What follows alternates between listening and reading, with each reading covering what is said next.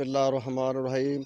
नाजरीन अस्सलाम वालेकुम वरहमतुल्लाहि वबरकातुहू। जी के न्यूज़ खिदमत वास्ते तुहाडी वास्ते हाज़र है। अज साडे नाल खान साहब खलील साहब मौजूद ने। ये सन दसणगे कि यह एक परिंदा इन्होंने रखे है, इसका नाम चकोर है। तो ये नाजरीन ये इतनी जल्दी नहीं मिलता, ये बड़ी दूर तो खज्जल खुआर होकर मिलता है। ये हर बंदे को इत्थे मौजूद नहीं है। तो असी ये देख रहे हैं भी ये खान साहब को पूछने हैं, खलील साहब को भी इन्होंने ये किस तरह हासिल किए ने। जी खलील साहब। अस्सलाम वालेकुम। वालेकुम सलाम। पहले मैं तो आपका शुक्रगुजार हाँ थैंक यू। कि आपने मैंने मौका दिता है। तो उस तो बाद जनाब असा जेलम तो आंदे ने। अच्छा जी हाँ, एक मैं शौक सी अपना रखने अच्छा का। अच्छा अच्छा जी हाँ, तो वो मैं अपने को आंदे हैं जेलम बड़ी मुश्किल तो उन्हें खुल ने। तो उन्होंने पहलो गुजारिश की थी कि मैं शौक है दियो, उन्हें बड़ी मुश्किल ना दिते ने। फिर बाद च उन्हें को लैने ते अपने शौक वास्ते रखे मैं। तो ये अपना खलील साहब ये कितनी की कीमत तुसी दे के लैके आए हो? कीमत नहीं, मैं अपने लगदे कोई लियांदे ने अच्छा, बाहर अपने रिश्तेदारों को लैके आए हो? रिश्तेदार को। हाँ। तो ये काफ़ी मेरे तो मसाजी करके तुसी लैके आए हो। आम इत्थे नेड़े तेड़े नहीं किधरे लभदे हैं? नेड़े तेरे शायद लभदे हुण, बहरहाल मैं पुछया नहीं। ये शौक वास्ते जिस रखी होना मुश्किल ही देंदा अच्छा, है, नहीं ये देंदा। सफेद जड़े ने ये होर चीज़ है, ते है होर चीज़ है?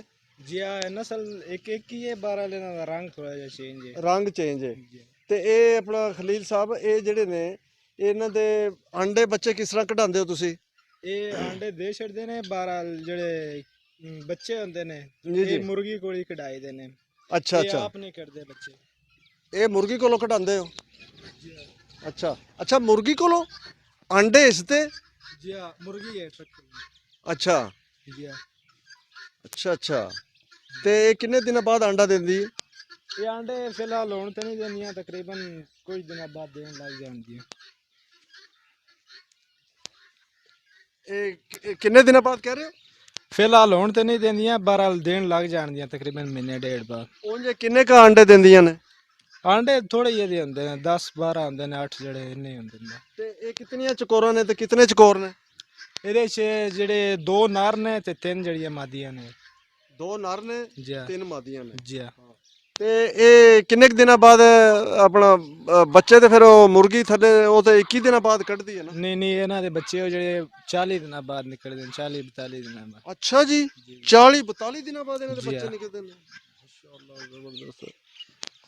ਨਾਜ਼ਰੀਨ ਇਹ ਦੇਖ ਰਹੇ ਹੋ ਤੁਸੀਂ ਖਲੀਲ ਸਾਹਿਬ ਨੂੰ ਕਿ ਇਹ ਜਨਾਬ ਆਪਣਾ ਇਹਨਾਂ ਨੇ ਇਹ ਬੜੀ ਮੁਸ਼ਕਿਲ ਤੋਂ ਇਹ ਪਰਿੰਦੇ ਲਿਆਂਦੇ ਨੇ, ਬੜੀ ਮਿਹਨਤ ਨਾਲ ਲਿਆਂਦੇ ਨੇ। ਇਹਨਾਂ ਦੇ ਰਿਸ਼ਤੇਦਾਰ ਨੇ ਜੇਲਮ ਦੇ ਵਿੱਚ ਤੇ ਉਹ ਰਿਸ਼ਤੇਦਾਰੀ ਕਰਕੇ ਇਹਨਾਂ ਨੂੰ ਲੱਭ ਗਏ ਨੇ। ਉਂਝ ਇਹ ਪਰਿੰਦੇ ਇੱਥੇ ਨੇੜੇ ਤੇੜੇ ਨਹੀਂ ਕਿਧਰੇ ਲੱਭਦੇ। ਬੜਾ ਖਾਸ ਪਰਿੰਦਾ ਹੈ ਔਰ ਖਾਸ ਜਗ੍ਹਾ ਤੋਂ ਮਤਲਬ ਜੇਲਮ ਇਹਨਾਂ ਦੇ ਚੱਕਰ ਲਾ ਲਾ ਕੇ ਇਹਨਾਂ ਨੇ ਬੜੀ ਮੁਸ਼ਕਿਲ ਨਾਲ 10 ਪਈ ਇਹਨਾਂ ਨੂੰ ਕਿਧਰੋਂ ਫਿਰ ਉੱਥੋਂ ਲੈ ਕੇ ਆਏ ਨੇ। ਇਹਨਾਂ ਦੀ ਆਵਾਜ਼ ਨਾਜ਼ਰੀਨ ਸੁਣ ਰਹੇ ਹੋ। ਇਹ ਬੜਾ ਅੱਛਾ ਔਰ ਬੜਾ ਕਿਸਮਤ ਵਾਲਾ ਇਹ ਪਰਿੰਦਾ ਹੈ ਜਿਸ ਘਰ ਦੇ ਵਿੱਚ ਹੋਵੇ। ਰਹਿਮਤਾਂ ਹੁੰਦੀਆਂ ਨੇ ਔਰ ਅੱਲਾਹ ਤਾਲਾ ਵੀ ਰਾਜ਼ੀ ਹੁੰਦਾ ਇਹਨਾਂ ਚੀਜ਼ਾਂ ਨੂੰ ਰੱਖ ਕੇ। ਔਰ ਇਹਦਾ ਜਿਹੜਾ ਅੰਡਾ ਹੈ ਜਿਹੜਾ ਇਹ ਦਿੰਦੀ ਹੈ 10 ਅੰਡੇ ਤਕਰੀਬਨ ਦਿੰਦੀ ਹੈ। ਉਸ ਤੋਂ ਬਾਅਦ ਨਾਜ਼ਰੀਨ ਇਹ ਮੁਰਗੀ ਦੇ ਥੱਲੇ ਰੱਖੇ ਜਾਂਦੇ ਨੇ। ਕੱਢਦੀ ਇਹਨਾਂ ਨੂੰ ਮੁਰਗੀ ਏ, ਅੰਡੇ ਇਹ ਦਿੰਦੀ ਏ।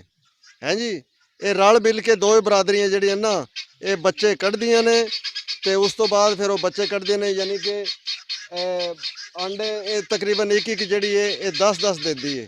ਹੈ ਜੀ। ਇਸ ਦੇ ਨਾਲ ਹੀ ਦੀਦਾਰ ਕਬੋ ਤੁਹਾਡੇ ਕੋਲੋਂ ਇਜਾਜ਼ਤ ਮੰਗੇਗਾ। ਇਹਨੂੰ ਲਾਈਕ ਕਰੋ, ਕਮੈਂਟ ਕਰੋ, ਸਬਸਕ੍ਰਾਈਬ ਕਰੋ। ਇਸ ਦੇ ਨਾਲ ਹੀ ਮੈਨੂੰ ਤੇ ਮੇਰੀ ਟੀਮ ਨੂੰ, ਖਾਨ ਸਾਹਿਬ ਨੂੰ, ਖਲੀਲ ਸਾਹਿਬ ਨੂੰ इजाज़त दो। खुदा हाफिज़।